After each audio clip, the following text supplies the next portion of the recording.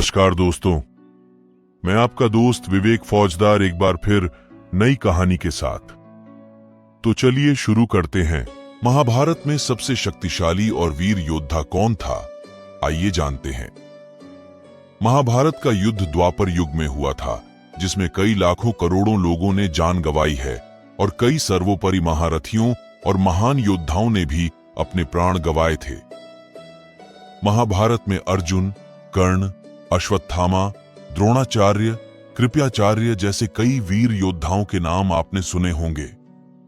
लेकिन क्या आपको पता है कि जब महाभारत के सबसे वीर और साहसी योद्धा के बारे में पूछा जाता है तो वहां पिता महाभीष्म का नाम सबसे आगे आता है, क्योंकि इनकी बराबर साहसी और वीर योद्धा ना तो कोई था और ना ही भविष्य में होगा, क्योंकि पिता महाभीष्म के पास ऐसी शक्तियां थीं जिनकी आप कल्पना भी नहीं कर सकते। तो शुरू करते हैं भीष्म पितामह के जन्म से। भीष्म पितामह का जन्म शांतनु और गंगा के मिलन से हुआ था, इसलिए इन्हें गंगा पुत्र भी कहा जाता है। उनका बचपन का नाम देवव्रत था। जाने क्यों देवव्रत ने अपने पिता शांतनु का विवाह सत्यवती से करवाने के लिए आजीवन अविवाहित रहने की भीषण प्रतिज्ञा की थी, जिसके बाद इनका नाम भीष्म पड़ा। भीष्म पितामह का बचपन हस्तिनापुर में बीता था। भीष्म के पिता शांतनु हस्तिनापुर के राजा थे। पितामह भीष्म अपने पिता को बेहद चाहते थे। इसी भक्ति को देखकर शांतनु ने भीष्म को इच्छा मृत्यु का वरदान दिया था। राजा बन सकने के बावजूद भीष्म पितामह ने आजीवन हस्तिनापुर के सिंहासन की रक्षा करने की शपथ ली थी।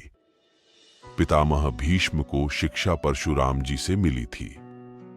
परशुराम जी ने उनको सभी विद्याएं सिखाईं तथा सभी अस्त्रों का ज्ञान कराया।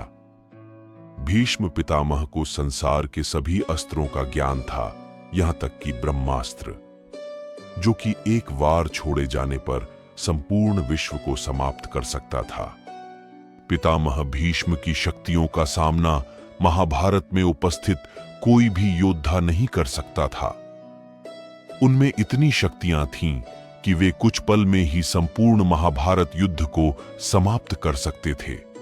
पितामह भीष्म को यह श्राप लगा था कि उनकी मृत्यु बाणों की शैया पर ही होगी।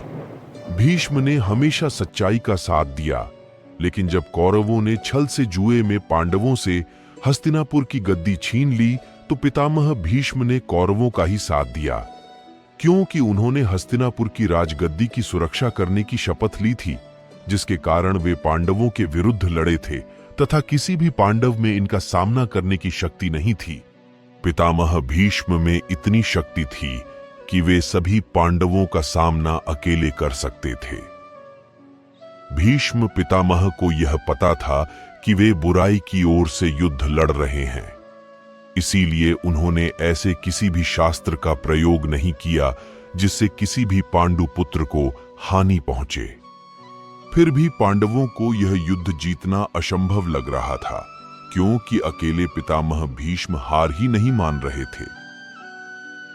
सभी पांडवों के मन में उनको लेकर शंका थी कि पितामह को कैसे परास्त किया जाए। सभी पांडव उनके खिलाफ रणनीति बनाने लगे, लेकिन पितामह के सामने उनकी एक न चली। वे बार बार असफल होते गए, क्योंकि पितामह की शक्तियों के आगे बड़े से बड़ा योद्धा भी घुटने टेक देता था। यह सब देख श्री कृष्ण को अपनी रणनीति अपनानी पड़ी। पितामह भीष्म स्त्रियों पर हाथ नहीं उठाते थे, श्री कृष्ण को यह मालूम था। इसी बात को लेकर कृष्ण ने युक्ति सोची तथा पितामह भीष्म से युद्ध करने के लिए शिखंडी को भेजा। क्योंकि शिखंडी स्त्री से पुरुष बना था, इसलिए पितामह भीष्म ने शिखंडी पर वार करना उचित नहीं समझा और इसी बात का फायदा उठाकर पांडवों ने पितामह पर लगातार बाण चलाए और तब तक चलाए जब तक वे बाणों की शैया पर ना लेट गए, तथा उन्होंने पूरा महाभारत बाणों पर ही लेटकर देखा। उन्हें इच्छा मृत्यु का वरदान था, इसलिए वे बाणों पर लेटे हुए भी इतने दिनों तक जिंदा रहे और अंत में पितामह भीष्म ने अपने प्राण त्याग दिए तथा उनकी मृत्यु पर सभी पांडव रो पड़े। यहां तक कि श्री कृष्ण की आंखों में भी आंसू आ गए। महाभारत के वीर और पराक्रमी योद्धा पितामह भीष्म की यह कहानी अब यहीं समाप्त होती है।